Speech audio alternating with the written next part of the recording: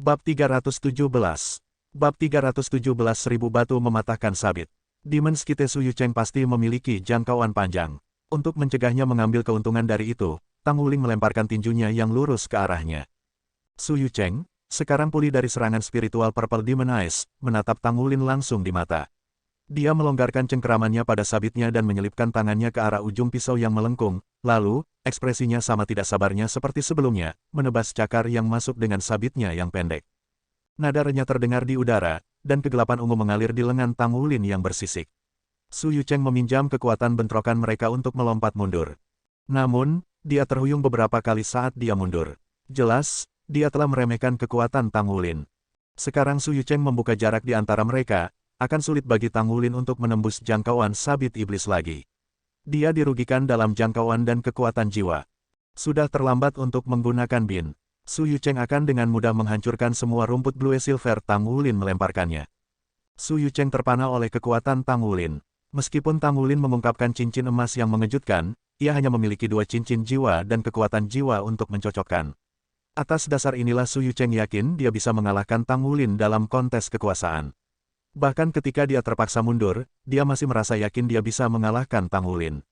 Sekarang, bagaimanapun, dia menyadari bahwa kekuatan Tang Wuling melebihi harapannya.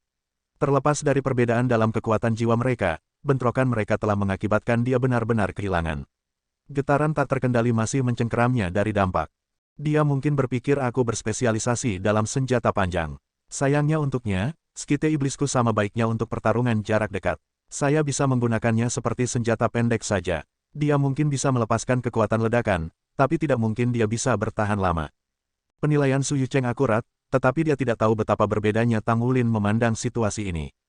Mencoba membuka jarak, rumput Blue Silver ditembak untuk menghalangi lawannya sementara Tang Wuling mengacungkan cakar sekali lagi. Esensi darah tubuh naga emas melonjak keluar, langsung membubarkan kabut hitam di sekitar lengan kanannya. Kemudian dia mengangkat lengannya, kilau cakar emasnya yang semakin gelap saat dia menebas. 5 gelombang cahaya emas gelap keluar. Sebuah pemandangan yang menakjubkan terbentang di hadapan para penonton, menuntut perhatian penuh mereka. Bahkan Wu Shiduo membuka matanya dengan kagum. Mereka menyaksikan Tang Wuling mengangkat lengannya, lalu menebas dan melepaskan 5 gelombang cahaya itu. Ombak merobek langit, dengan cepat mendekati Su Yucheng. Kekhawatiran muncul di wajah Su Yucheng, tapi terlambat. Dia hanya berhasil berbalik dan memegang sabitnya di depan sebelum serangan itu sampai padanya. Pekikan memekakan dari logam yang merobek logam bergema, dan Su Yucheng dikirim menabrak tanah. Dia batuk darah, kulitnya lebih pucat dari biasanya. Terlepas dari kondisinya, sabitnya hanya memiliki beberapa celah di dalamnya. Dia benar-benar layak menjadi serdadu. Bagian bawah tubuhnya terkubur di tanah, seolah-olah dia adalah paku yang menunggu untuk dipalu. Tang Wuling turun ke atasnya, cakarnya diangkat tinggi dalam persiapan untuk menyerangnya. Su Yucheng hanya bisa dengan lemah mengangkat sabitnya di pertahanan. Jeritan logam menembus udara setiap kali cakar Tang Wuling berbenturan dengan sabit. Meskipun serangannya tidak cepat, masing-masing membawa kekuatan yang luar biasa. Su Yucheng tenggelam lebih dalam ke tanah dengan setiap serangan, dan retakan di sabitnya menyebar seperti jaring. Darah mulai menetes dari mulut dan hidungnya, lalu telinga dan matanya. Semua 7 lubang kepala memiliki darah mengalir keluar dari mereka. Aliran hanya meningkat dengan setiap pukulan. Ketika serangan kelima mendarat, Su Yucheng batuk semburan darah dan sabitnya hancur. Sesaat kemudian, dia menghilang dalam kilatan cahaya putih. Ini, semua orang yang menonton ternganga. Itu abadi. Dia baru saja mengalahkan Immortal Su Yucheng, peringkat 19 pada peringkat Genius Utes. Bahkan jika dia mengkonsumsi banyak kekuatan jiwa untuk bertahan melawan serangan Tang Wuling, dia masih seorang leluhur jiwa berdering 4. Dia adalah satu dari 2 leluhur jiwa di kelas 1. Dia dikalahkan. Seperti itu, ketika Tang Wuling mengalahkan Su Yucheng, sia-sia melepaskan kekuatan penuhnya juga. 2 rekan satu tim Su Yucheng terpana oleh kekalahannya. Su Xiaoyan mengambil keuntungan dari ini, akhirnya membuatnya bergerak. Dia menembakkan tombak es ke arah pemuda di sebelah kiri, menembus udara seperti sambaran petir. Sama seperti kedua pemuda itu melihat tombak es yang masuk, cahaya ungu menyala di mata yang di sebelah kanan. Su Xiaoyan tidak diragukan lagi ahli dalam mengeksploitasi celah sesaat yang diungkapkan lawannya. Karena kekuatan jiwanya tidak bisa dibandingkan dengan kekuatan teman-temannya, jadi dia memfokuskan usahanya ke arah ini. Lintasan tombak es menempatkan pemuda di tempat yang sempit. Jika dia ingin menghindarinya, dia akan jatuh ke tangan Xie Xie. Xie mengaktifkan Light Dragon Storm sambil melepaskan Light Dragon Blades, penampilannya seperti angin puyuh bercahaya saat ia menuju kedua pemuda abu-abu. Antara serangan menjepit dan kejutan dari kekalahan Su Yucheng, tidak ada ketegangan dalam nasibnya. Cahaya putih bersinar, menandakan kematiannya. Adapun pemuda yang tersisa, mata setan ungu mengejutkannya. Salah satu klon Xie segera memotong lehernya. Hanya karena kekuatan Xie yang dipertahankan dan pemahaman yang mendalam tentang keterampilan jiwa ketiganya, dia dapat menyudutkan keduanya dengan mudah. Su Yucheng tidak berpengalaman dalam seni merencanakan, dia mengandalkan kekuatan kasar untuk mengisi setiap pertempuran sejauh ini.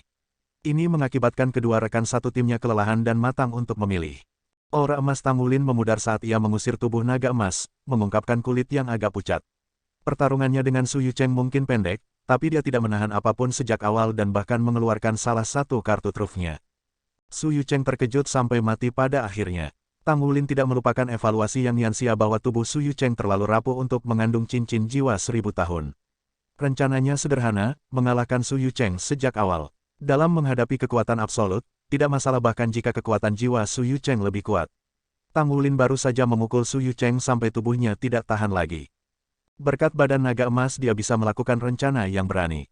Tanpa keterampilan ini dan peningkatan fisik yang menempel di tubuhnya, tidak mungkin baginya untuk menekan Su Yucheng secara menyeluruh.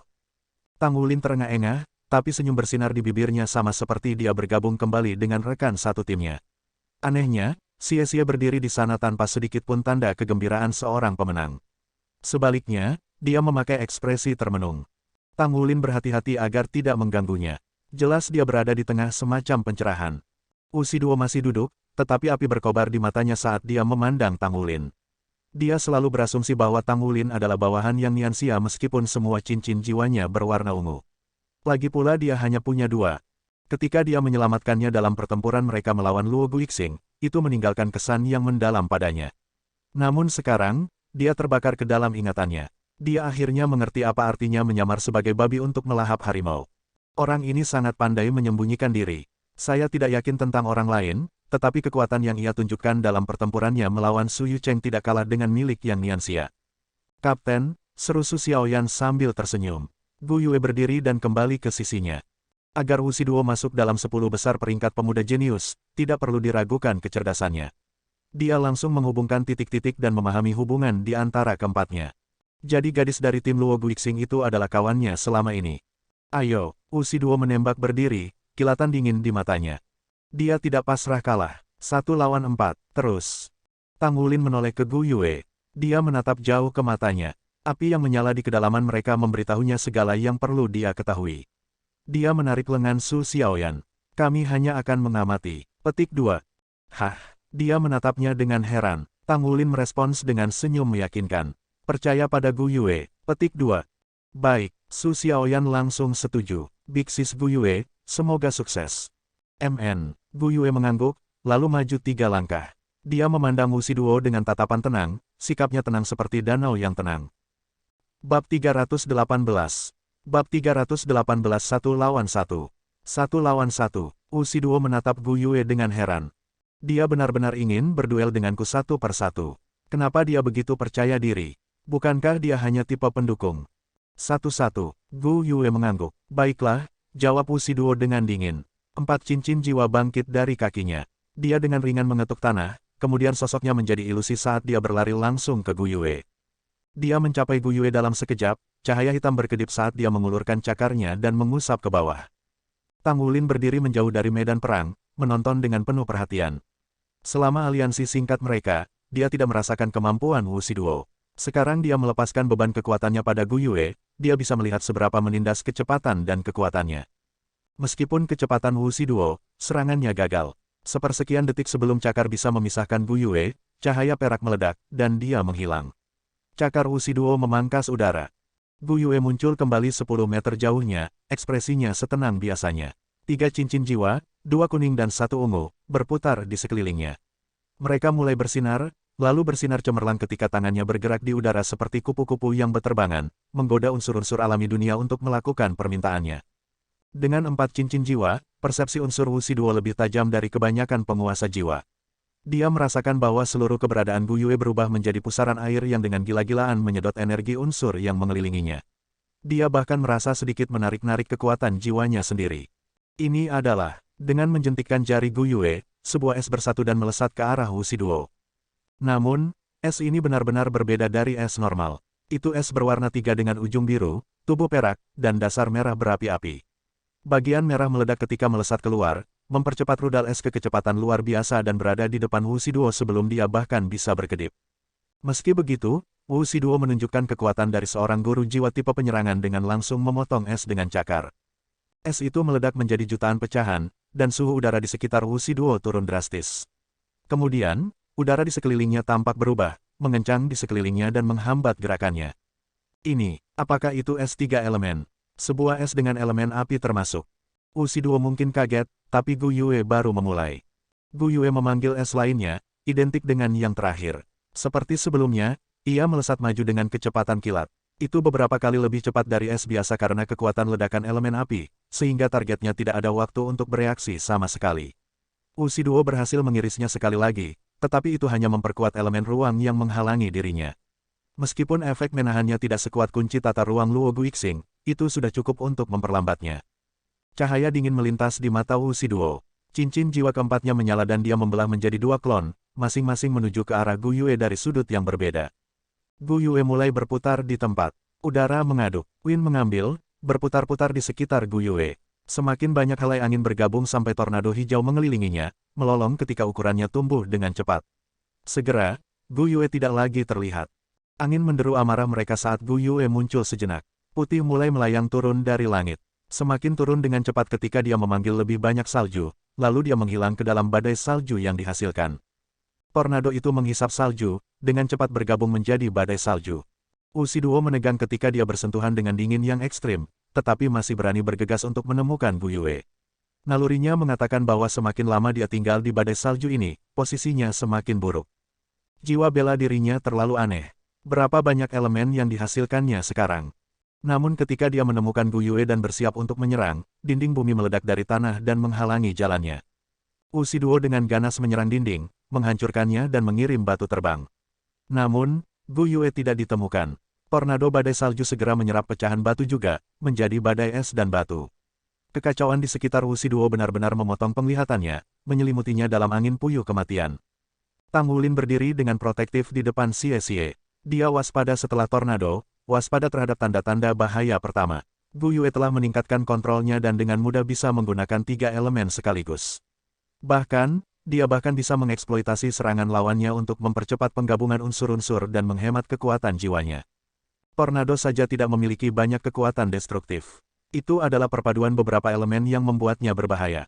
Di mata badai, Wuxi Duo tidak bisa melihat apapun di sekitarnya atau merasakan lokasi Gu Yue. Cincin jiwa pertama Wuxi Duo menyala ketika dia dengan tegas memilih arah dan menyerang. Saya harus keluar dari tornado ini terlebih dahulu. Sesuatu sebesar ini tidak bisa bertahan lama.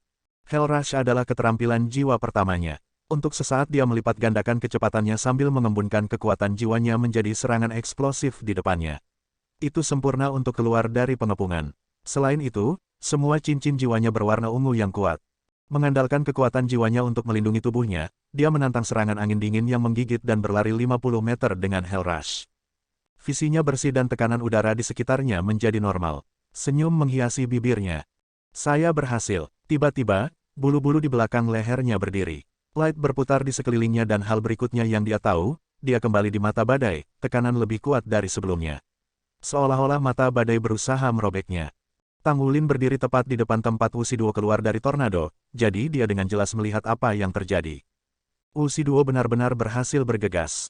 Namun, sedetik kemudian, Gu Yue telah berteleportasi di belakangnya dan kemudian memindahkan mereka berdua. Tang Wulin tertawa kecil, tidak perlu meragukan kekuatan Gu Yue, setelah semua, jiwa bela dirinya memberinya kendali atas 6 elemen.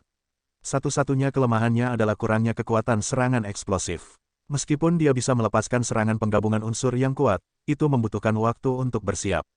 Strategi terbaik untuk digunakan melawan Gu Yue adalah untuk menyerbunya dan langsung memutuskan pertempuran sehingga dia tidak punya waktu untuk mempersiapkan serangan skala besar. Semakin lama pertempuran berakhir, posisi Gu Yue yang lebih kuat adalah dengan keterampilan Elemental Tide dan Elemental Fusion-nya, serta kemampuannya untuk memanggil energi unsur yang ditemukan di dunia itu sendiri, menciptakan kombinasi yang benar-benar menakutkan. Kesalahan Wuxi Duo adalah tidak mengetahui sejauh mana kemampuan Gu Yue. Jika dia tahu sebelumnya, dia bisa langsung menggunakan transformasi Hell White Tiger-nya untuk meraih kemenangan. Bahkan teleportasi Gu Yue tidak bisa lepas dari kekuatan Hell White Tiger.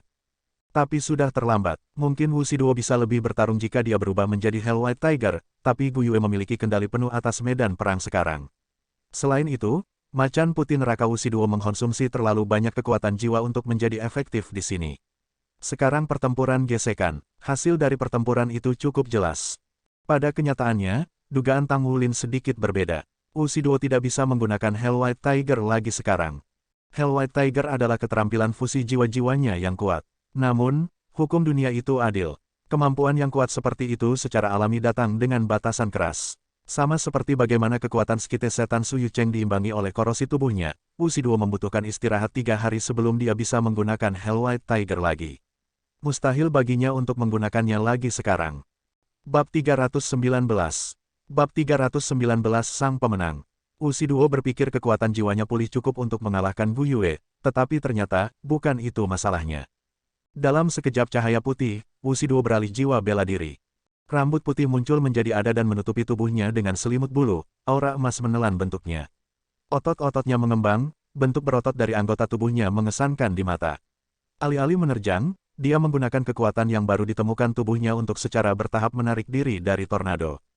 Namun, dia segera menemukan dirinya terhalang oleh dinding bumi. Dindingnya nyaris tidak bisa melawan, hancur menjadi debu halus dengan satu pukulan. Tetapi dalam waktu yang dibutuhkannya untuk menghancurkannya, tornado akan menyelinap untuk mengaburkan visinya.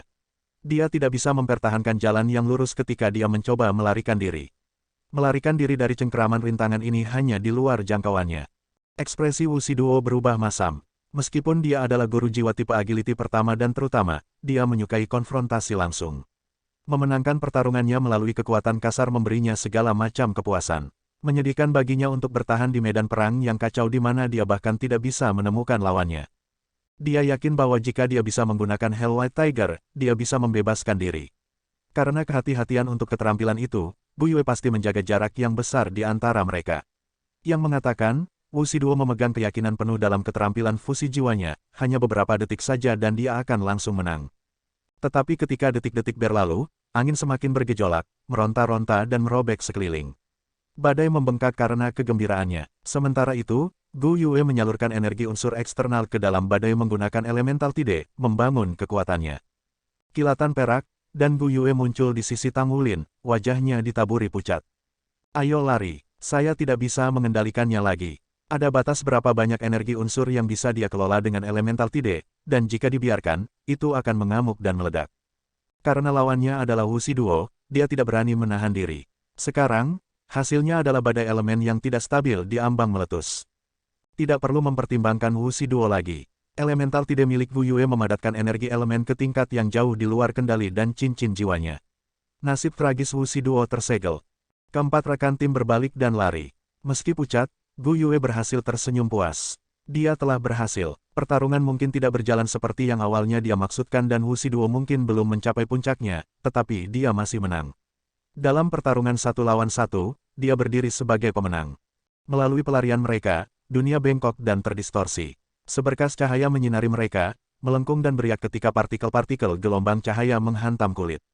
Sesaat kemudian, mereka mendapati diri mereka dalam kegelapan dan benar-benar terpana. Setelah beberapa saat, mereka kembali menguasai kenyataan. Pintu-pintu ke gubuk mereka terbuka dan keempat melangkah keluar ke ruang awal yang luas. Munculnya tim Tang Wulin telah menimbulkan gelombang keheningan. Hampir 100 pasang mata mengamati para pendatang baru. Beberapa dari tatapan itu meneteskan emosi yang kompleks, tak terbaca. Salah satunya milik Yang Nianxia yang tabah. Alisnya dirajut saat mempelajari Tang Wulin. Setelah tersingkir, dia menyaksikan sisa kompetisi melalui layar tampilan. Segala macam emosi berkobar di dalam hatinya, menyatu menjadi kekacauan yang membingungkan. Yang bisa dia lakukan saat ini hanyalah senyum pahit. Dari 5 jenius kelas 1, Luo Guixing tampaknya paling tersentuh oleh kegembiraan. Dia duduk di sudut ruangan, lutut dipegang erat-erat ke dadanya dan matanya menatap ketiadaan. Meskipun jelas pikirannya berkeliaran jauh dalam pikiran. Prestasi Tang Wulin menyebabkan Jade Snake Zheng Yiran menganggapnya dalam cahaya yang baru ditemukan. Meskipun sebagian besar perhatiannya tetap tertuju padanya, kadang-kadang tatapan menghina atau dua berkedip ke Gu Yue. Di sisi lain, Su Yucheng sama pucatnya seperti biasanya. Dia berjuang keras untuk menekan kedutan di tangannya, tatapan yang dilontarkannya pada Tang Wulin cukup dingin untuk membeku. Kehilangan Tang Wulin sangat memalukan. Tidak peduli apa varian mengerikan jiwa bela diri lawannya, pada akhirnya dia masih menjadi Soul Grandmaster 2 cincin. Sebagai leluhur jiwa, Su Yucheng tidak punya alasan untuk kalah. Terakhir tapi yang pasti adalah Wu Shiduo. Wajahnya dipelintir menjadi murka, sebuah rona jelek mewarnai pipinya dan sisi lehernya.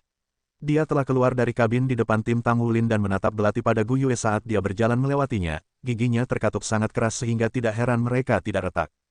Mata semua orang tertuju pada empat, meskipun aman untuk mengatakan bahwa mereka berkonsentrasi pada Tang Wulin dan Gu Yue khususnya. Tidak ada konsekuensi strategi dan taktik licik macam apa yang telah mereka buat. Yang paling penting adalah bahwa mereka telah mengalahkan Immortal Su Yucheng dan Hell Wu Shiduo dalam pertarungan 1 lawan 1. Keduanya sama-sama Master Jiwa 4 cincin diterima secara luas sebagai yang terkuat di kelas mereka. Tapi Tang Wulin dan Gu Yue masing-masing memiliki 2 dan 3 dering. Perbedaan kekuatan antara kalian berempat sudah jelas, jadi kompetisi tidak perlu dilanjutkan lagi. Tang Wulin dan Gu Yue, kalian berdua berada di tim yang sama, jadi pilih siapa yang akan menjadi presiden kelas dan wakil presiden. Petik 2. Tidak seperti Tang Wulin, Gu Yue segera mengambil langkah mundur, tanda yang jelas dari pendapatnya. Tang Wulin menoleh untuk menatapnya, hanya untuk disambut dengan senyum manis. Dia tidak repot-repot mencoba menolak dengan rendah hati. Terkadang, seseorang hanya harus menerima tanggung jawab. Shen Yi mengangguk, lalu mengarahkan perhatiannya ke Xie Xie dan Su Xiaoyan.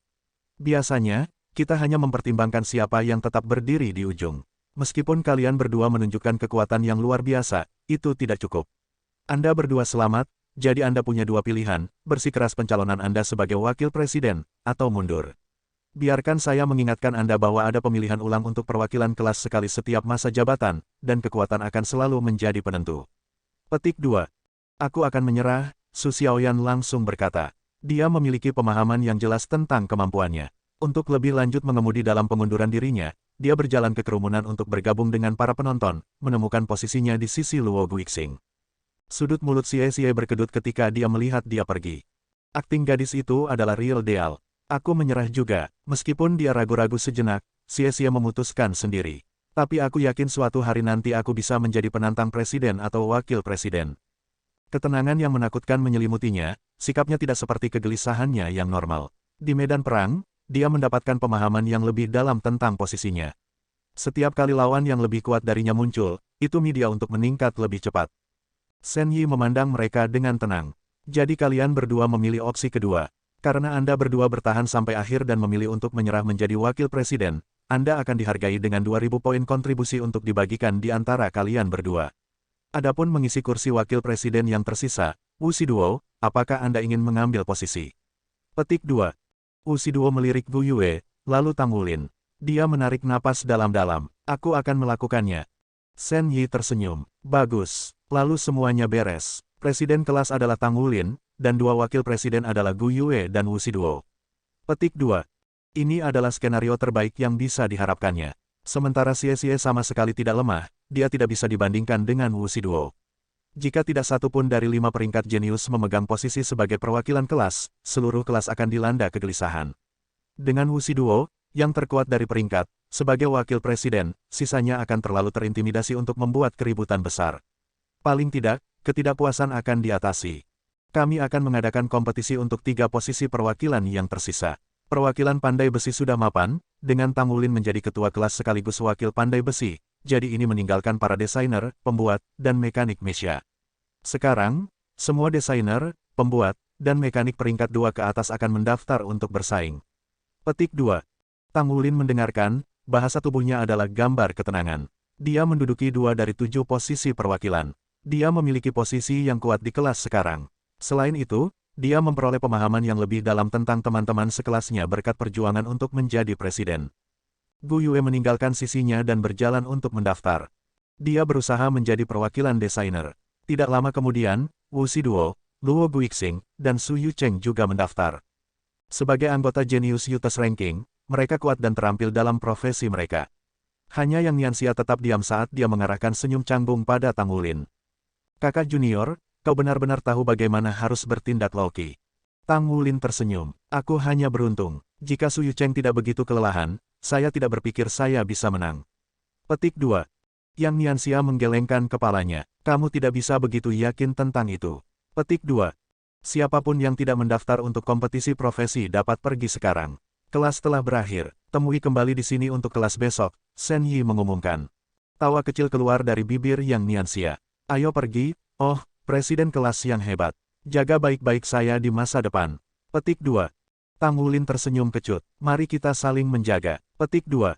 Tang Wulin mengerti betapa pentingnya untuk mendapatkan persetujuan dari teman-teman sekelasnya sebagai presiden kelas, tapi itu adalah proses bertahap, satu lagi selaras dengan membujuk daripada memaksa. Dia akan mengambil semuanya dengan lambat untuk saat itu. Bab 320. Bab 320 Perwakilan Kelas. Tang Wulin mengirim pandangan bertanya kepada Wu Zhangkong. Namun, Wu Zhangkong tidak menunjukkan reaksi, bahkan anggukan tanda terima kasih. Apa yang terjadi, Guru Wu? Anda belum mengajar kami sekali sejak kami sampai di sini. Tang Wulin bingung, tetapi dia diam-diam pergi bersama Xie Xie dan Su Xiaoyan. Xie Xie berlari segera setelah melangkah kaki di luar ruangan. Dia telah memperoleh banyak pemahaman baru hari ini dan ingin segera kembali ke asrama mereka untuk merenungkannya. Dia berada di ambang membuat terobosan. Su Xiaoyan memiliki ekspresi bingung di wajahnya. Kapten, apa menurutmu aku bisa datang ke sini di Shrek? Semua orang sangat mengagumkan di sini. Petik 2. Meskipun dia telah bertahan hingga akhir kompetisi juga, pencapaian itu sebagian besar disebabkan oleh kepintarannya. Dia telah bersembunyi di tim Luo Guixing, kemudian bersatu kembali dengan teman satu timnya yang sebenarnya.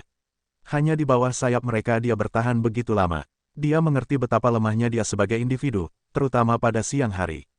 Tang Wulin merespons dengan senyum meyakinkan. Jangan meremehkan dirimu sendiri. Anda tahu, ketika jiwa bela diri saya pertama kali terbangun, itu hanya rumput Blue Silver. Tetapi saya tidak pernah menyerah dan maju selangkah demi selangkah. Setelah semua usaha saya datang ke sini. Anda dapat melakukan hal yang sama. Selain itu, jiwa bela diri Anda adalah varian yang luar biasa. Saya pikir Anda akan dapat memamerkan kekuatan sejati itu setelah Anda mencapai peringkat jiwa yang lebih tinggi. Dengan kesadaran medan perang Anda dan jiwa bela diri yang lebih baik, siapa yang tahu seberapa cerah Anda bisa bersinar. Petik 2. Su Xiaoyan cerah dan sekarang semua tersenyum.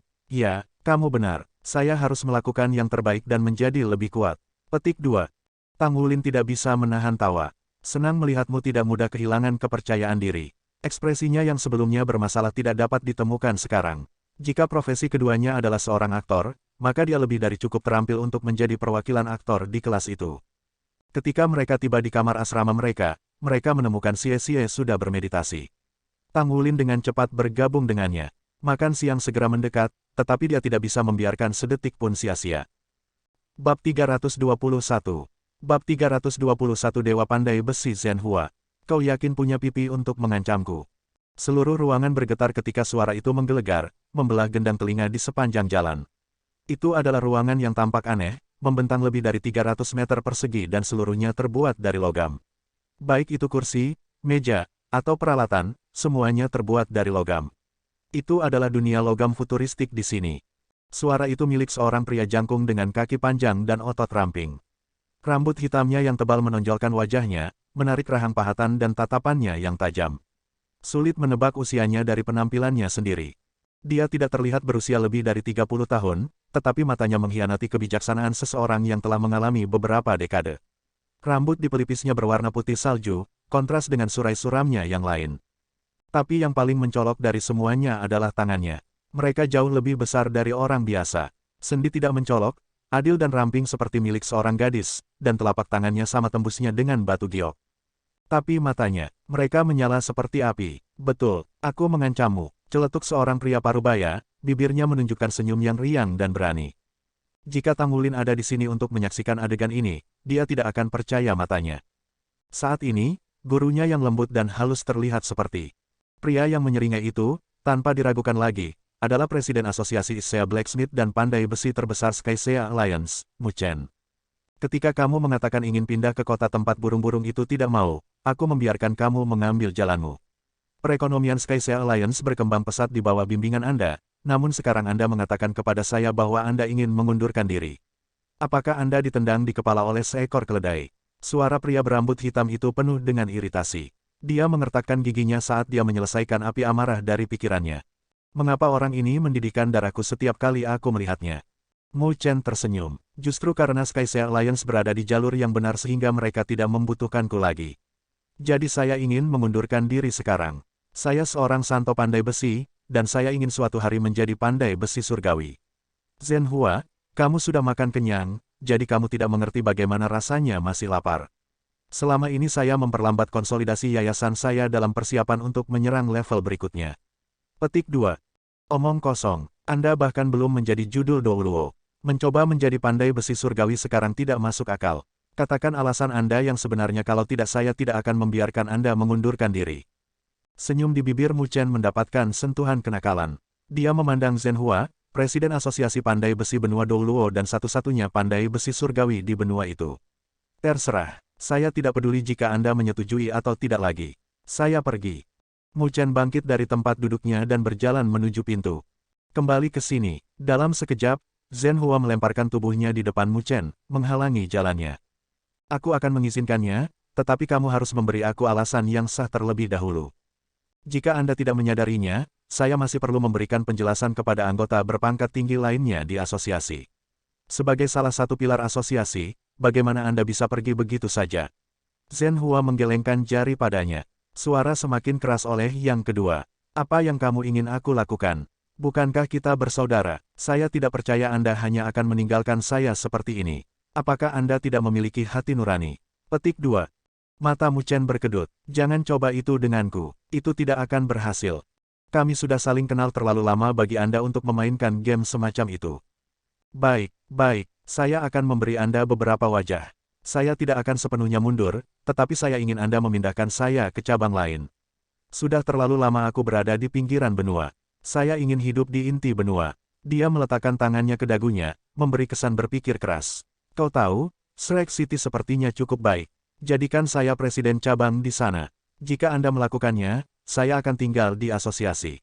Jika tidak, maka kurasa sudah waktunya aku pergi. Petik 2. Anda ingin menjadi presiden cabang kota Shrek. Apakah ini tujuan Anda selama ini? Sama seperti Mu Chen mengerti dia mengerti Mu Chen. Yah, tidak sulit untuk ini. Mereka sudah saling kenal sejak kecil dan menjadi pandai besi bersama. Keduanya jenius, menginspirasi kekaguman orang-orang di sekitar mereka. Ada banyak kesamaan di antara mereka. Dan sementara mereka adalah teman baik, mereka juga saingan. Bahkan, mereka jatuh cinta pada gadis yang sama. Pada akhirnya, keduanya dihadapkan pada pilihan yang sulit, mengejar impian atau mengejar cinta. Zhen kemudian memilih untuk melanjutkan karirnya. Mu Chen memilih untuk menikahi gadis itu. Mu Chen tidak berada di Sea City yang terpencil hanya karena itu adalah kampung halamannya. Baik, pergi ke kota Shrek lalu. Tapi izinkan saya mengingatkan Anda akan tempat seperti apa Shrek City. Semua asosiasi lemah di sana karena pengaruh Akademi Shrek. Jangan lupa, asosiasi pandai besi milik Shrek sendiri memiliki orang gila. Anda harus berhati-hati jika pergi ke sana. Anda dan orang gila tua itu berada pada level pandai besi yang sama, tetapi dalam pertarungan. Bahkan 10 dari Anda tidak bisa menandingi salah satu dari dia. Jangan memprovokasi dia. Petik 2. Mu Chen tersenyum kecut. Jadi bagaimana jika dia marah? Apakah saya tidak memiliki dukungan Anda? Jika dia mengganggu saya hanya akan melemparkannya ke arah Anda. Petik 2. Sudut mulut Zhenhua mulai bergerak. Apakah aku berhutang sesuatu padamu? Betul, terkejut, Zhenhua dipaksa tertawa pahit. Baik, kamu menang. Apakah Baur baik-baik saja? Petik 2. Dia baik-baik saja, celoteh Mu Chen. Zhenhua menggaruk bagian belakang kepalanya. Kamu selalu tahu bagaimana memanfaatkan orang.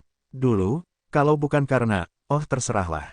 Saya selesai dengan Anda. Saya hanya akan memperlakukan ini sebagai bantuan untuk Anda dan istri Anda.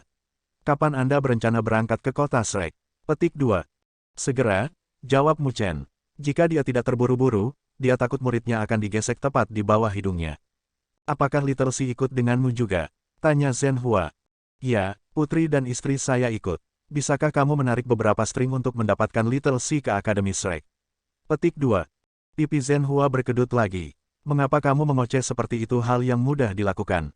Tapi bukan, kata Mu Chen, menggoyangkan alisnya. Sederhana, kamar itu bergetar sekali lagi karena suara gemuruh. Kau hanya mencoba membuatku menderita, bukan? Betul, keluar sekarang. Saya tidak ingin melihat wajah sombong Anda lagi. Petik 2. Apa yang kamu lakukan? Tang Wulin memperhatikan ketika Yuanen mencuci beberapa barang di depan keran, mata ingin tahu. Dia sudah membersihkan pagi-pagi begini. Apakah dia orang yang bersih? Yuanen menunjukkan ekspresi masam, menatap pemuda itu. Hama yang mengganggu datang, jadi saya pindah kamar. Sekarang saya harus membersihkan. Petik 2. Yue Zhengyu, kamu tahu tentang itu. Kecurigaan membumbui ekspresi Yuanen. Ya, saya mendengarnya dari dia. Kalian semua berada di kelas yang sama. Petik 2. Yuanen mengangguk. Aku tidak ingin ada hubungannya dengan dia. Apakah dia di asrama sekarang? Ya, Tang Wulin tersenyum. Kalau begitu aku akan menyambut siswa baru kita yang bekerja. Dengan itu, dia berjalan ke kamar tua Yuanen. Yuanen mengerutkan kening saat melihatnya pergi. Untuk beberapa alasan, ia punya firasat Tang Wulin tidak baik. Yah, dia licik melawan Yue Zhengyu, jadi tidak apa-apa. Begitu dia mencapai tujuannya, Tang Wulin mengetuk pintu. Siapa itu? Setelah membuka pintu, Yue Zhengyu terkejut berhadapan langsung dengan Tang Wulin. Aku dengar kamu sudah pindah, jadi aku datang untuk menyambutmu. Ayo, Yue Zhengyu sama sekali tidak tampak bahagia. Ini karena setelah menjelajahi seluruh asrama, Yue Zhengyu datang ke realisasi yang menyedihkan. Kondisi di sini terlalu buruk untuk tuan muda seperti dia. Tetapi karena sifatnya yang sombong, ia merasa mustahil untuk meninggalkan rencana di tengah jalan. Dan jika Yuanen bisa tinggal di sini, maka dia juga bisa. Kamar asrama Yue Zhengyu seperti Tang Wulin, sederhana dan praktis. Itu sudah cukup bersih, pertanda upaya Yuanen sebelumnya. Dia duduk di sisi tempat tidurnya. Maaf, aku belum punya banyak hal untuk menghibur tamu. Duduklah dimanapun Anda bisa. Namun saya harus mengatakan, kondisi kehidupan bagi Anda siswa yang bekerja benar-benar mengerikan. Petik 2. Tang Wulin mengangkat bahu, kamu seorang siswa yang bekerja sekarang juga, kamu tahu. Yah, tidak ada yang bisa kita lakukan. Kami hanya harus menderita beberapa kesulitan. Oh benar, ada sesuatu yang ingin saya bicarakan dengan Anda. Mungkin Anda akan tertarik. Petik 2. Apa itu? Tang Wulin mengulurkan kedua tangannya, dan dalam kilatan cahaya, dua keping logam muncul di telapak tangannya. Saat logam terwujud, cahaya tersebar dari mereka ke dalam serangkaian bintik-bintik cerah, mengecat ruangan seperti lautan bintang. Mata Yue Zhengyu berbinar saat melihat itu. Ini adalah besi meteorik. Dengan latar belakangnya, tidak mungkin dia tidak akan mengenali apa yang ada di depannya. Bab 322. Bab 322 Skema semua orang. Tang Wulin tersenyum. Seperti yang kamu katakan, ini adalah besi meteorik olahan kelas 1. Saya yakin Anda tahu kualitasnya yang tinggi. Sayangnya, karena betapa sombongnya itu, tidak mungkin untuk memperbaikinya. Jadi, batasnya adalah kelas 1000 halus. Tapi ini masih merupakan bahan terbaik untuk mesia atau baju perang satu kata. Jika Anda tertarik, maka berikan saya tawaran. Petik 2. Memang, logam di tangannya adalah dua bongkahan besi meteorik yang diperolehnya dari Feng Wuyu. Dia bisa menjualnya kepada Yuanen, tetapi itu berarti dia tidak bisa mencungkilnya dengan harga tinggi. Mereka memiliki hubungan yang terlalu baik untuk skema semacam itu. Bukan hanya besi meteorik yang langka, ia memiliki banyak kualitas luar biasa. Karena alasan ini dan beberapa alasan lainnya, dua keping dari besi meteorik olahan kelas 1 ini sebanding dengan logam sulingan jenis lain. Dia akan malu jika dia tidak bisa menjual dua potong ini dengan harga tinggi. Tidak mungkin dia kehilangan 1 poin kontribusi. Lagi pula, poin-poin itu ditambahkan untuk membayar makanan mahal. Nyatakan harga Anda, kata Yue Zhengyu. Dengan membalik kedua tangannya, kedua logam itu lenyap dari pandangan. Kurasa kamu tidak begitu tertarik saat itu. Tang Wulin berputar dengan tumitnya untuk pergi. Hei, tunggu sebentar, bagaimana Anda bisa begitu tidak sabar? Yue Zhengyu buru-buru memanggil. Prioritas nomor 1 untuk orang-orang usia mereka dan tingkat budidaya adalah untuk menjadi Master Armor pertempuran satu kata. Hasilnya, logam berkualitas tinggi diminati di Shrek Academy. Adalah keajaiban bagi besi meteorik untuk dijual. Saya tidak punya terlalu banyak poin, kata Yue Zhengyu tanpa daya. Aku baru saja melanjutkan studiku di akademi. Tetapi yang saya miliki adalah uang. Karena tidak mungkin membeli poin dengan uang, mengapa aku tidak membayarmu dengan uang? Petik 2. Denyut Tang Wulin semakin cepat, keserakahannya merayap ke depan benaknya. Namun pada akhirnya, dia menggelengkan kepalanya. Tidak, saya hanya akan menerima poin kontribusi atau item roh. Petik 2. Item roh. Item roh apa yang kamu inginkan? Petik 2 titik. Aku ingin 1000 tahun Earth Dragon Crystal, Ice Essence, Dragon Spirit Grass, dan Longevity Grass. Apakah kamu seorang bandit? Itu perampokan. Yue Zhengyu mendengus, menggelengkan kepalanya. Apakah kamu pikir aku idiot? Nilai total dari keempat item roh itu jauh lebih tinggi daripada 2 buah besi meteorik Anda. Tidak ada perbandingan, hanya rumput umur panjang 1000 tahun sudah jauh lebih jarang daripada besi meteor. Itu bisa memperpanjang umur panjang, Anda tahu. Siapapun yang memakannya akan memiliki umur mereka meningkat 5 tahun. Anda dapat mencari sekeras yang Anda inginkan, tetapi itu akan menjadi keajaiban jika Anda menemukannya di pasar. Dan bahkan jika Anda melakukannya, akan dikenakan biaya lengan dan kaki. Tidak sepakat. Anda meminta terlalu banyak. Paling-paling, saya bisa mendapatkan Anda 2 dari 4 item roh. Petik 2. 2. Tang Wulin terkejut. Dia dengan cepat mendapatkan kembali dirinya sendiri. Namun, senyum tumbuh di bibirnya. Baik, kami berdua adalah siswa yang bekerja, jadi saya mengerti betapa sulitnya bagi kami. 2 baik-baik saja. Saya ingin rumput umur panjang 1000 tahun dan naga spirit geras 1000 tahun. Kedengarannya bagus. Yue Zhengyu memutar matanya. Katakan padaku bagaimana kamu mendapat 2 potong besi meteorik ini terlebih dahulu. Tang Wulin tidak menyembunyikan apapun. Dia menjelaskan bagaimana dia diculik oleh Feng Wuyu, dipaksa untuk memurnikan ribuan logam, dan berhasil melakukannya. Jadi, kau memberitahuku bahwa kau kelas 1000 mempersempit kedua bagian ini sendiri. Dan pada saat yang sama, dengan setiap pertanyaan, mata Yue Zhengyu berbinar lebih cerah dan lebih cerah. Tang Wulin mengangguk. Tidak ada gunanya bagiku untuk berbohong tentang itu. Jika Anda tidak percaya kepada saya, maka tanyakan saja pada Penatua Feng. Di sini, lihatlah lencana pandai besi peringkat keempat saya. Petik 2. Yue Zhengyu dengan hati-hati menerima lencana di tangannya. Setelah beberapa saat diperiksa, dia mengangguk. Ya, lencana ini jelas nyata. Baik, Anda punya kesepakatan saat itu. Aku akan memberimu rumput umur panjang 1000 tahun dan naga spirit geras 1000 tahun. Butuh waktu sekitar seminggu, jadi jangan berani-berani menjual besi meteorik untuk sementara waktu. Petik 2. Sudah beres kalau begitu. Tang Wulin mengulurkan tangannya. Dalam hitungan detik, Yue Zhengyu menerima dan mereka berjabat tangan. Satu langkah keluar dari kamar Yue Zhengyu, Tang Wulin menunjukkan ekspresi seperti rubah. Dia awalnya bertujuan untuk 1 item roh, dan bahkan saat itu dia tidak berpikir dia akan mendapatkannya. Meskipun besi meteorik berharga, itu tidak jauh lebih jarang daripada logam lainnya. Itu tidak bisa membandingkan dalam kelangkaan atau nilai dengan item roh. Tang Wulin memperkirakan setiap bagian dari besi meteornya bernilai sekitar 2 atau 3 juta koin federal. Jadi, totalnya sekitar 5 atau 6 juta. Setiap item roh yang terdaftar diperlukan untuk memecahkan segel ketiga, dan salah satu dari mereka saja bernilai lebih dari 6 juta koin federal. Yue Zhengyu telah tepat tentang Longevity Grace. Itu sangat langka dengan beberapa peluang untuk membelinya. Uang itu penting, tetapi terlebih lagi hidup. Selama berabad-abad, item umur peningkatan semangat selalu yang paling mahal. Jadi, Tang Wulin telah berjuang untuk menahan senyum ketika Yue Zhengyu menawarkan untuk membayar dengan 2 item roh. Untuk segel sebelumnya, dia hampir tidak bisa membeli 4 item roh yang diperlukan setelah menyimpan uang selama 3 tahun berturut-turut. Tapi sekarang, dia sudah setengah jalan untuk segel ketiga. Dengan keberuntungan ini, dia bisa santai dan fokus pada kultivasi untuk sementara waktu. Namun, dengan punggung menoleh ke Yue Zhengyu, dia tidak melihat ekspresi pemuda yang lebih tua. Yue Zhengyu mengungkapkan senyum yang mirip licik dan mirip rubah. Siswa yang bekerja benar-benar jenius. Dia harus berada di puncak peringkat keempat hingga 1000 peringkat pertama. Saya akan mentega dia untuk saat ini dan membuatnya merasa seperti dia berada di posisi superior. Lalu dia akan memprioritaskan permintaan saya di masa depan. Klan saya tidak kekurangan uang atau item roh. Dia tertawa, kenakalannya kental dalam suaranya. Pria itu juga baru berusia sekitar 13 tahun. Saya belum pernah mendengar pandai besi peringkat keempat begitu muda. Apalagi dia berada di puncak peringkat keempat. Saya harus menjalin hubungan yang kuat dengan dia. Petik 2. Dalam pandangan Yue Zhengyu, tidak sembarang orang bisa bertindak seperti orang kaya. Seorang pria kaya harus berpengetahuan luas. Dengan menderita kerugian sekarang dan memberi Tang Wulin ilusi di atas angin dalam hubungan mereka, ia akan menjadi salah satu pelanggan favorit Tang Wulin. Bagi orang kaya, jaringan jauh lebih penting daripada uang. Pengusaha yang masih muda tidak akan pernah bisa bersaing dengan jaringan uang lama. Peluang harta jatuh ke tangan uang lama lebih tinggi daripada uang baru. Alasannya sederhana, pengusaha mapan dapat memanfaatkan koneksi mereka untuk akses ke harta ini. Kesalahan Tang Wulin hanya mempertimbangkan harga pasar besi meteorik.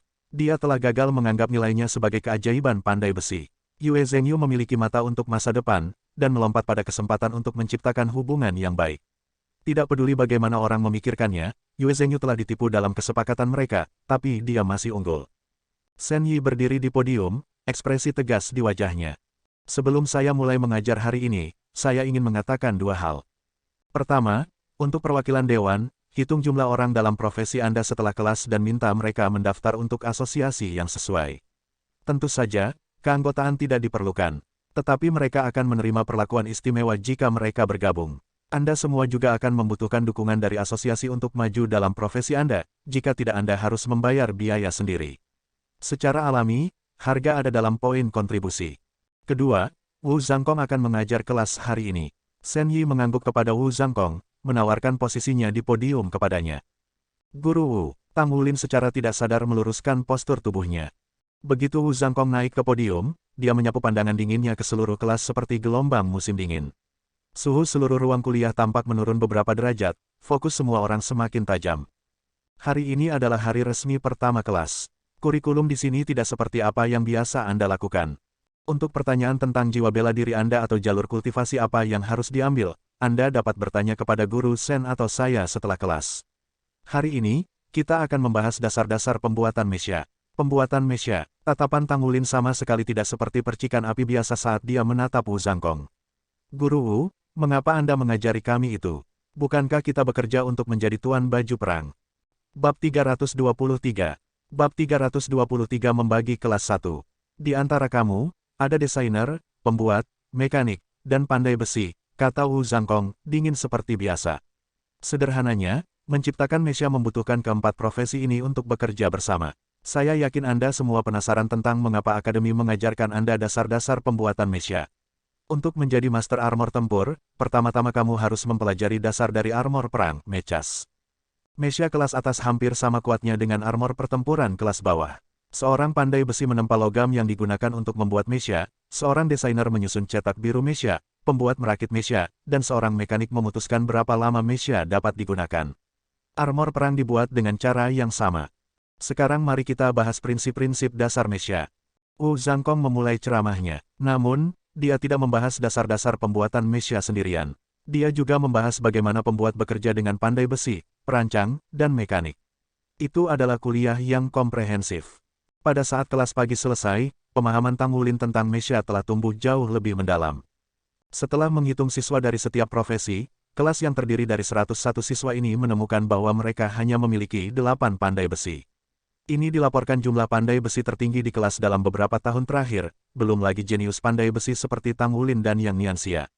Desainer mesya adalah mayoritas, menghitung hingga 34 secara total.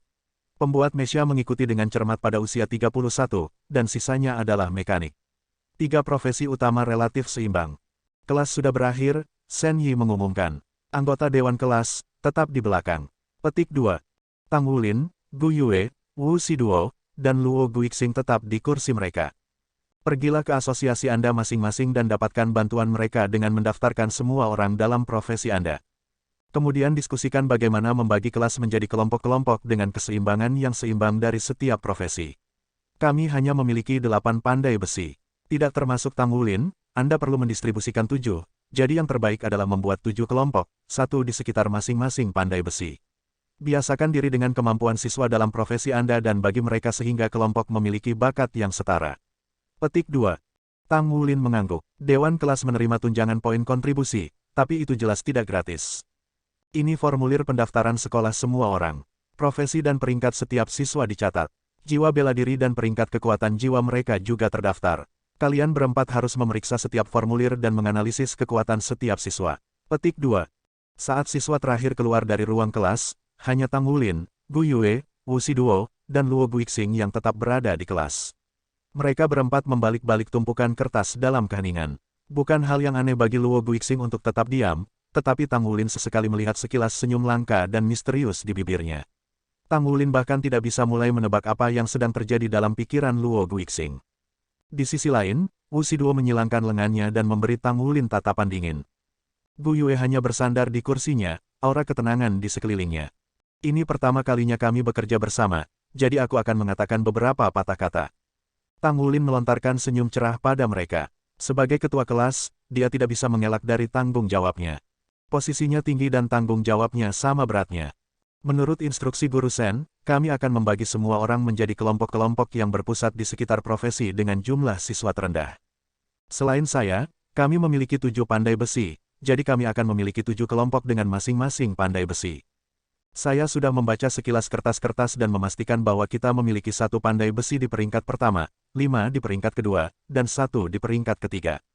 Ada celah antara peringkat kedua dan ketiga, tetapi tidak terlalu besar.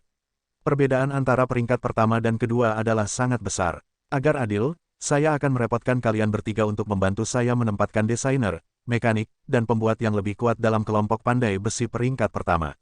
Bagaimanapun, Guru Sen cukup jelas tentang menginginkan tingkat keterampilan keseluruhan dari setiap kelompok menjadi seimbang. Petik 2. Gu Yue mengangguk. Aku tidak punya masalah dengan itu. Desainer merupakan mayoritas kelas. Dengan 34 dari mereka, akan ada 6 kelompok dengan 5 desainer dan 1 kelompok dengan 4. Kelompok pandai besi peringkat ketiga harus memiliki 4 desainer. Saya akan memastikan level skill seimbang. Petik 2. Aku juga tidak punya masalah dengan itu. Luo Guixing memberi Tang Wulin senyum ramah ketika dia berbicara. Seharusnya tidak terlalu sulit untuk mendistribusikannya secara adil. Saya akan mulai. Semakin cepat kita selesai, semakin cepat kita turun. Petik 2. Usiduo hanya mengangguk tanpa suara. Membuat setiap kelompok tidak terlalu sulit. Tidak mungkin membuat setiap kelompok memiliki kemampuan yang sama, tetapi mereka sedekat mungkin. Setelah beberapa saat, mereka berempat selesai dan Tang Wulin mengambil kertas di tangannya. Baiklah, sepertinya kita sudah selesai, katanya. Kalian bisa pulang dan beristirahat. Saya akan menyerahkan kelompok kepada Guru Sen. Petik 2. Aku akan merepotkan presiden kelas untuk melakukannya, kata Luo Guixing, dan dia berdiri dan pergi. Ekspresi muram di wajahnya, Usiduo berdiri tanpa mengucapkan sepatah kata pun dan pergi juga. Setelah dua lainnya pergi, ekspresi tenang Gu Yue sedikit mencair saat dia melirik Tang Wulin. Wow, presiden sangat dihormati, serunya. Tidak ada dari mereka yang menerimanya. Petik 2. Itu sudah diduga, jawab Tang Wulin, memberinya senyum masam. Semua orang di Shrek adalah jenius, jadi siapa yang tidak akan bangga? Saya hanya akan memenangkan mereka perlahan. Di masa depan, jika saya tidak lagi memenuhi syarat untuk posisi itu atau seseorang datang dengan lebih baik, saya tidak ingin menjadi ketua kelas. Baiklah, ayo berangkat. Saya akan mengirimkan surat-surat ini kepada Guru Sen lalu kembali dan bermeditasi. Petik 2. Meskipun makanan mengkonsumsi sejumlah besar poin kontribusinya setiap hari, Tang Wulin dapat dengan jelas merasakan manfaatnya bagi esensi darahnya dan kecepatan kultivasi metode misterius surga. Terlepas dari situasinya, peningkatan pertumbuhan kekuatan jiwa adalah hal yang baik. Tang Wulin tidak jauh dari mencapai peringkat 30. Dia mengerti bahwa mendapatkan cincin jiwa ketiganya saat ini adalah prioritas nomor 1. Dia kemudian akan dapat memperbaiki semangat dan titik kontribusinya kekhawatiran akan hilang. Itu mungkin gagal ketika membuat baju zirah pertempuran. Bahkan, penggunaan bahan berkualitas tinggi meningkatkan kemungkinan kegagalan. Mengingat hal ini, setiap siswa di Akademi Shrek, yang semuanya adalah calon-calon pelindung zirah, selalu mencari mangsa untuk logam halus roh. Tang Wulin sudah mengintip manfaat dari menjadi pandai besi peringkat tinggi. Dia tahu bahwa, begitu dia dengan kuat menempatkan dirinya di peringkat 5, dia tidak akan kesulitan mendapatkan apapun yang dia butuhkan sebagai imbalan atas pekerjaannya. Rencananya saat ini adalah untuk mencapai peringkat 30 dan menyempurnakan semua keterampilan penyempurnaan semangatnya sambil mempelajari Mesha dan Battle Armor. Dia bisa mendorong latihan pertempuran dan hal-hal lain kembali sampai nanti. Godlight adalah jiwa roh 1000 tahun, jadi dia tidak perlu khawatir tentang mendapatkan satu untuk cincin jiwa ketiganya juga. Begitu Tang Wulin tiba di kantor guru bersama Gu Yue, Shen Yi menerima surat-surat darinya. Dia dengan cepat membolak-balik mereka sebelum memberinya anggukan persetujuan. Bagus sekali, Anda semua telah bekerja keras. Tang Wulin, sebagai ketua kelas, Anda akan dibebani dengan banyak tanggung jawab di masa depan. Persiapkan dirimu. Petik 2. Dipahami, Tang Wulin tahu bahwa, seiring dengan meningkatnya tanggung jawabnya, dia akan belajar lebih banyak lagi. Shrek Academy selalu fokus untuk memelihara para jenius yang berpengetahuan luas, tetapi kami juga membesarkan para jenius khusus. Sebagai pandai besi, Anda diberkati oleh surga, tetapi itu tidak berarti Anda bisa bersantai dulu. Shen Yi mengawasinya dengan cermat. Saya mendengar Anda diculik oleh penatua Feng tempo hari. Tang Wulin memaksakan senyum pahit dan mengangguk. Kamu tidak perlu khawatir, saya anggota Asosiasi Sesam's Blacksmith sekarang. Petik 2. Ketika datang untuk Feng Wuyu, Tang Wulin bingung. Pria itu benar-benar eksentrik, tetapi untungnya bagi Tang Wulin, gurunya akan segera tiba. Paling tidak, dia yakin pada gurunya ketika datang ke keterampilan pandai besi. Siapa yang menyebut namaku? Pada saat itu, Feng Wuyu yang berambut sangat terang masuk. Setelah melihat Tang Wulin, matanya menyala dan dia tertawa terbahak-bahak. Aku hanya mencarimu. Saya sungguh beruntung menemukan Anda begitu cepat. Tunggu sebentar, nak. Saya harus berbicara dengan gadis itu, Shen Yi tentang sesuatu. Petik 2. Halo, Penatua Feng. Shen Yi sudah lama berdiri dan memberi hormat-hormat pada Feng Wuyu. Feng Wuyu melambaikan tangannya dengan acuh tak acuh. Tidak apa-apa, tidak apa-apa. Saya hanya punya masalah kecil untuk dibicarakan dengan Anda. Sebenarnya ini tentang anak ini. Dia seorang jenius pandai besi yang diberkati oleh surga, dan aku ingin merawatnya dengan hati-hati, tetapi dia tidak akan menerimaku sebagai gurunya. Menurut Anda apa yang harus dilakukan di sini? Petik 2. Shen Yi menatapnya, tercengang. Bagaimana saya tahu apa yang harus Anda lakukan? Apakah saya pandai besi? Tidak, aku juga tidak bisa memaksanya. Dia mengirim pandangan memohon ke Wu Zhangkong yang berdiri di dekatnya. Halo, Penatua Feng, Wu Zhangkong berbicara saat dia berjalan. Seperti yang saya yakin Anda tahu, kami hanya memiliki wewenang untuk membuat saran mengenai profesi siswa kami. Kita tidak bisa memaksakan apapun pada mereka, dan terserah mereka untuk memutuskan. Mungkinkah Anda belum bisa membujuknya? Petik 2. Ekspresi Wu Zhangkong sedingin es, tetapi kata-katanya lebih tajam dari sebelumnya.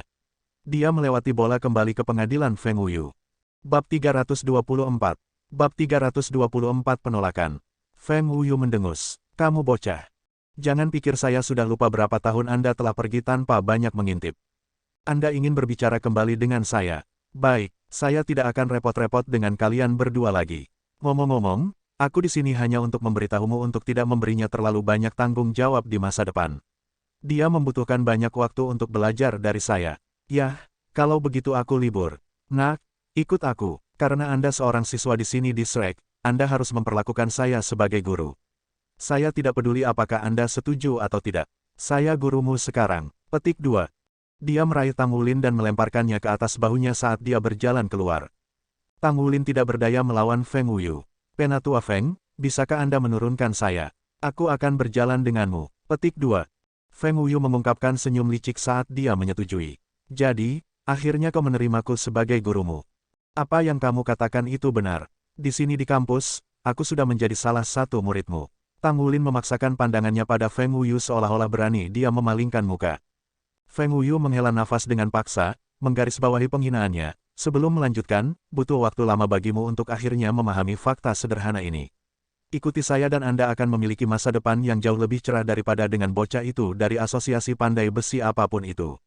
Saat mereka melangkah kaki di luar kantor guru, Feng Wuyu meraih Tang Wulin sekali lagi dan berlari, tiba di bengkelnya beberapa detik kemudian. Kembali di kantor, Shen Yi dan Wu Zhangkong bertukar pandangan cemas. Penatua Feng bertindak sangat cepat. Gumam Shen Yi, apakah kita perlu memberitahu guru tentang ini? Wu Zhangkong mengangguk. Kita pasti perlu memberitahu guru. Penatua Feng memiliki kepribadian yang eksentrik, dan meskipun Wulin cerdas dan tahu bagaimana harus berperilaku sendiri, dia masih keras kepala. Akan lebih baik jika guru ada sebagai asuransi kalau-kalau mereka bertengkar. Petik 2. Sedikit kekhawatiran melintas di mata Gu Yue. Guru Wu, Wulin tidak dalam bahaya, kan? Dia menggelengkan kepalanya. Kemungkinan besar tidak. Penatua Feng adalah salah satu orang paling kuat di kampus. Dia mungkin aneh, tetapi dia sangat mengabdikan diri untuk pandai besi.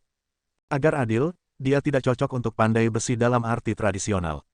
Penatua Feng sampai ke tempatnya sekarang melalui ketekunan semata. Dia mulai pandai besi ketika dia berusia 48 tahun, dan setelah menuangkan darah dan keringat ke dalam pekerjaannya, dia sekarang adalah Saint Blacksmith peringkat 8.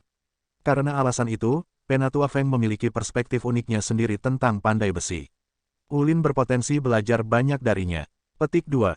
Bagus kalau begitu. Guru Wu, Guru Shen, saya akan pergi. Petik 2. Gu Yue tidak segera berangkat ke asrama. Sebagai gantinya, dia pergi keluar kampus setelah berpikir sejenak. Terpojok di bengkel Feng Wuyu, Tang Wulin menatap tanpa daya pada pria eksentrik itu. Penatua Feng, saya tidak bisa memalsukan sekarang. Petik 2. Tatapan Feng Wuyu bisa menghanguskan. Kenapa tidak? Apakah Anda menjadi arogan sekarang karena Anda memiliki beberapa prestasi di bawah ikat pinggang Anda? Biarkan saya memberitahu Anda, ketekunan adalah kunci kesuksesan. Ketekunan adalah kemenangan. Pernahkah Anda mendengar ucapan itu sebelumnya? Jangan berpuas diri hanya karena Anda memiliki bakat. Apapun profesinya, Anda harus mencurahkan darah dan keringat untuk mencapai puncaknya. Petik 2. Ini mendorong Tang Wulin untuk mengangkat tangannya. Aku mengerti semua yang baru saja kamu katakan, dan aku tidak hanya menjadi malas.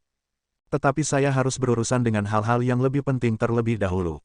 Suka berkultivasi. Saya yakin Anda bisa merasakan bahwa saya belum mencapai peringkat 30. Bahkan, Saya hanya di peringkat 28 saat ini kekuatan jiwaku menahan saya sebagai pandai besi. Kita berdua tahu saya bisa memperbaiki semangat sekarang jika bukan karena kekuatan jiwaku.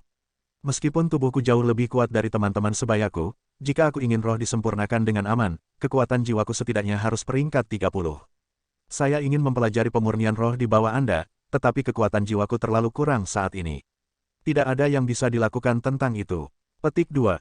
Terkejut, kepercayaan diri Feng Wuyu yang redup-meredup, matanya berkaca-kaca saat dia menggali pikirannya.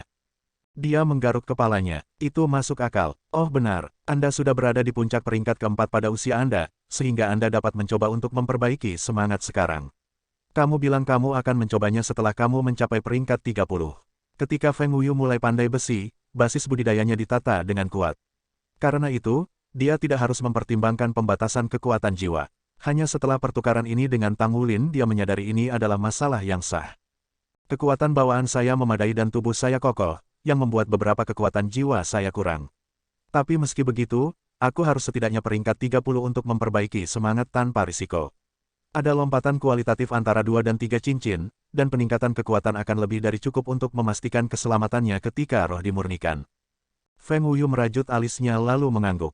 Baik, itu masuk akal, tapi nak, jangan pikir ini cukup untuk menghentikanku mengajarimu cara menempa. Bukankah itu hanya peringkat 30? Saya tahu beberapa metode untuk membawa Anda ke sana. Tetapi akan dikenakan biaya. Petik 2. Ada cara. Tang Wulin terkejut. Ada jalan pintas untuk penanaman kekuatan jiwa.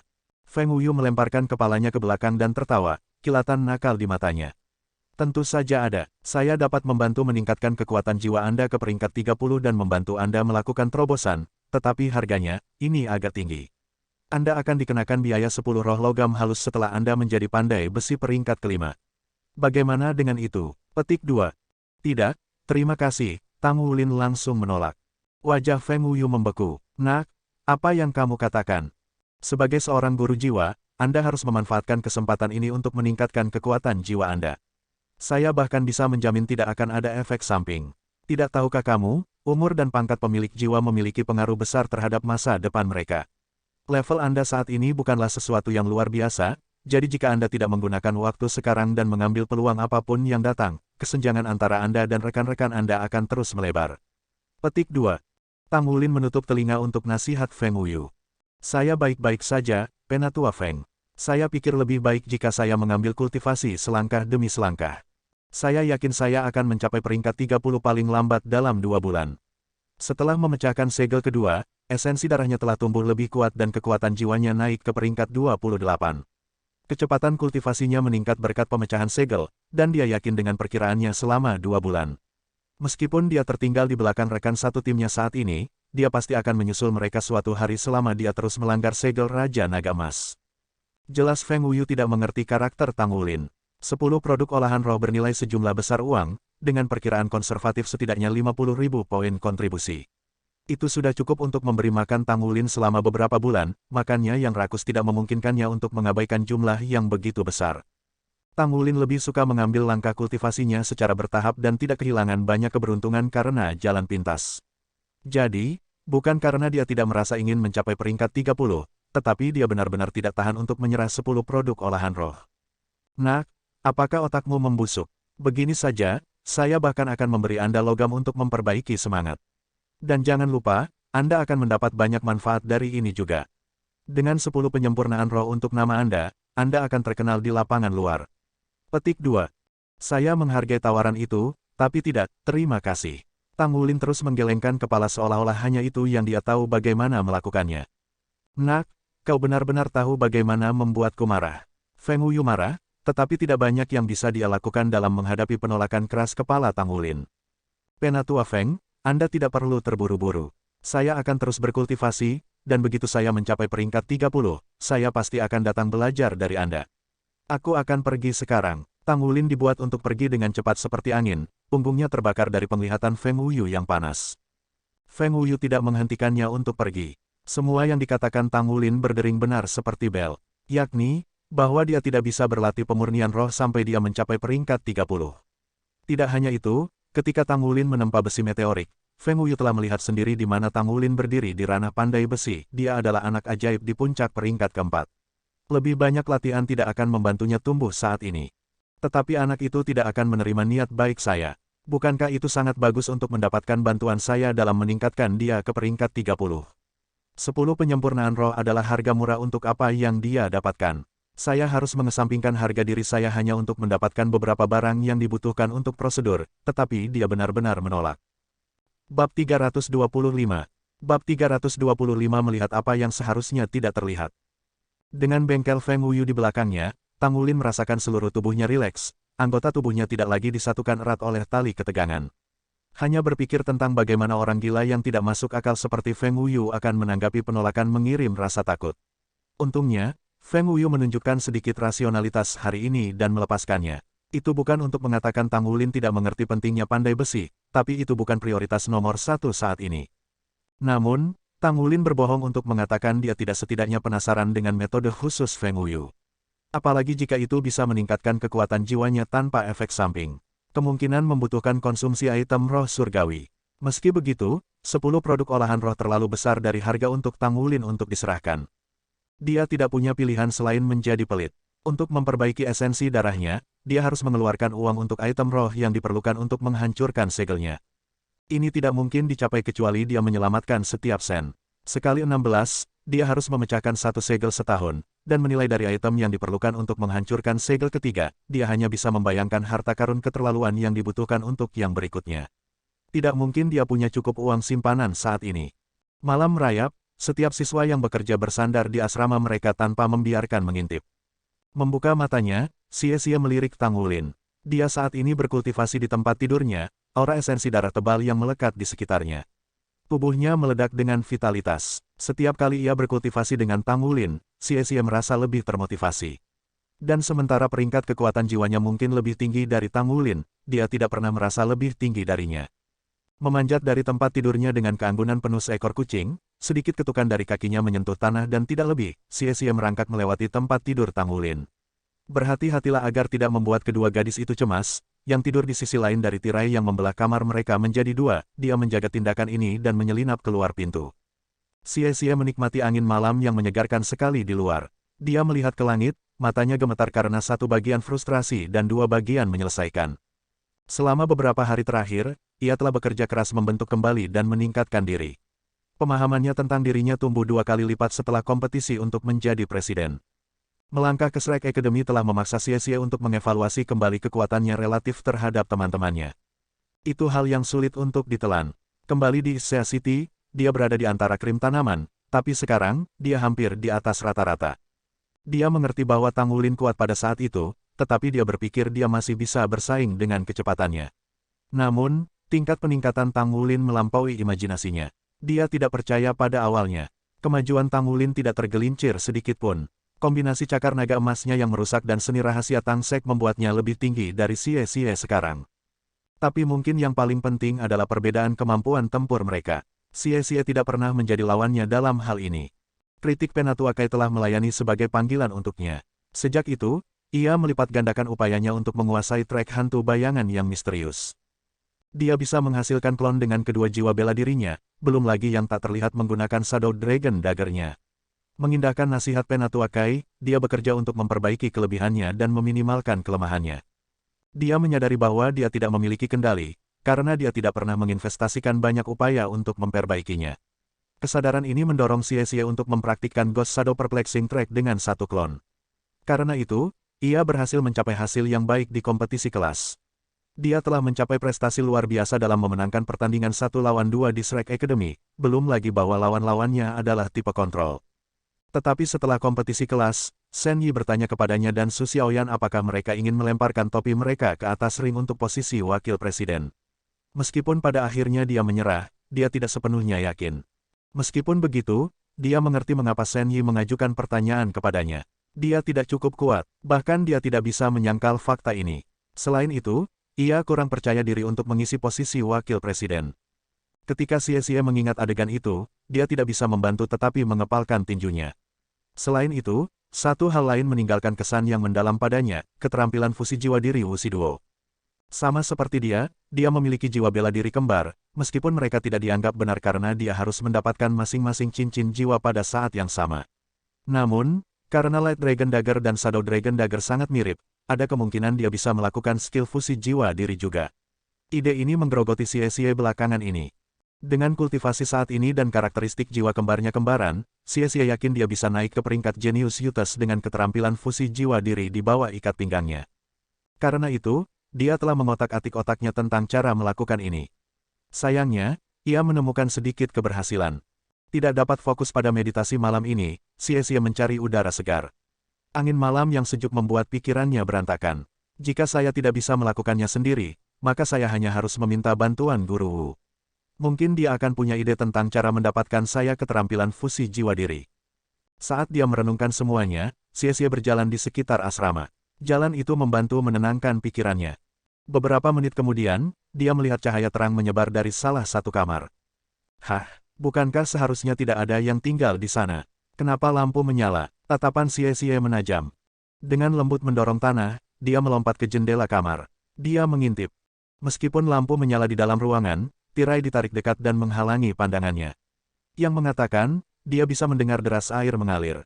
Dia memanggil belati naga bayangannya. Selain membuat dirinya tidak terlihat, itu juga bisa menyembunyikan kehadirannya dan membungkam tindakannya. Dia menusukkan belati ke ambang jendela, memastikan untuk tidak mengeluarkan suara, membuka paksa, dan mendorong tirai keluar. Lalu matanya melebar dan rahangnya ternganga. Di dalam kamar ada seorang gadis berkulit putih menyeka dirinya dengan handuk basah, rambut merah panjang yang menutupi punggungnya dan sedikit melengkung karena kelembapan. Dan dia benar-benar telanjang. Xie hanya bisa melihat profilnya dari posisinya, tetapi lekuk tubuhnya tidak salah lagi. Bukankah ini dia? Bahkan dengan hanya sisi wajahnya yang terlihat, dia langsung mengenalinya. Gadis ini adalah pelayan berambut merah yang dia dan teman-temannya bertemu pada hari pertama mereka di Akademi Shrek. Gadis malaikat jatuh yang bertarung dengan Yue Zhengyu. Kenapa dia ada di sini sekarang?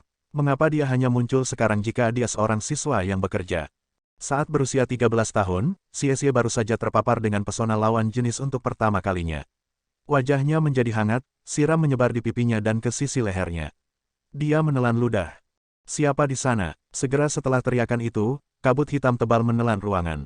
Tidak baik, adrenalin menjalari melalui pembuluh darah Xie ketika dia menembak ke belakang, mundur ke bayang-bayang. Tapi sudah terlambat. Tak lama kemudian, dia mendapati dirinya berada di dunia yang gelap gulita, kegelapan di sekelilingnya utuh. Dia merasakan gelombang amarah dan kegilaan merambat di udara ke arahnya, hampir terlihat dalam intensitasnya. Dalam sekejap mata, jendela itu hancur berkeping-keping. Gadis itu melompat keluar dari lubang yang menganga dan mengejarnya dengan kekuatan penuh seekor singa. Terperangkap dalam kegelapan, Xie hampir tidak bisa bergerak dengan kecepatan penuh. Rasanya seolah-olah dia berjalan dengan susah payah melalui rawa, kaki menukik di sepanjang lumpur yang tebal. Dia praktis bebek yang duduk. Bersenjata tanpa pilihan lain, dia membalik dan menyiapkan Light Dragon Dagger-nya. Tapi ledakan membuat Xie terbang mundur di udara. Gadis berambut merah mendarat di tanah dengan wajahnya memerah dan matanya yang menawan menyala dengan amarah. Di atasnya ada seragam Akademi Shrek. Kemarahannya mereda ketika dia melihat si pengintai itu laki-laki. Kamu, cincin jiwa keduanya menyala dan pedang hitam valet muncul di depannya. Begitu gagang pedang bertemu tangannya, auranya yang mengesankan sepertinya naik satu tingkat. Sekali lagi, kegelapan yang intens merembes keluar darinya, meringkup di tubuhnya dan melesat ke arah Xie. Dia harus ingat untuk menutup mulutnya. Bahkan dengan dua cincin jiwa, dia bisa merasakan bahwa basis kultivasinya jauh lebih unggul daripada miliknya. Tenggelam dalam kegelapan berlumpur, Xie tidak bisa melakukan apapun untuk melawan. Tidak hanya itu, dia pasti salah karena mengintipnya. Tidak peduli kemanapun itu diletakkan, dia bingung. Karena gadis itu tidak bisa membaca pikirannya, tidak mungkin dia punya firasat akan konflik mentalnya. Dia muncul di hadapannya dalam sekejap dan menebas dengan pedangnya. Bilah cahaya sepanjang 3 meter meninggalkan ujung pedangnya. Ratapan hantu mengiringi pemogokan, dan begitu lampu dikirim, kegelapan di sekitarnya tampak menebal, memperlambat gerakannya, meningkatkan rasa takutnya. Dia mencoba membunuhku. Xie bisa merasakan niat membunuh yang mengerikan melilit anggota tubuhnya seperti rantai, lehernya dalam jerat. Terkejut, dia memanggil belati naga bayangnya juga dan berputar dengan belati yang diperpanjang. Dia menggunakan Twin Dragon Storm. Dia berputar seperti gasing saat dua belati menenggelamkan kekuatan jiwanya. Meskipun ia mungkin tidak memiliki jiwa bela diri kembar yang sebenarnya, memiliki dua jiwa bela diri masih memberinya keunggulan di departemen kekuatan jiwa dibandingkan dengan tuan jiwa normal. Sayangnya, keunggulan kekuatan jiwa Xie tidak berguna di sini.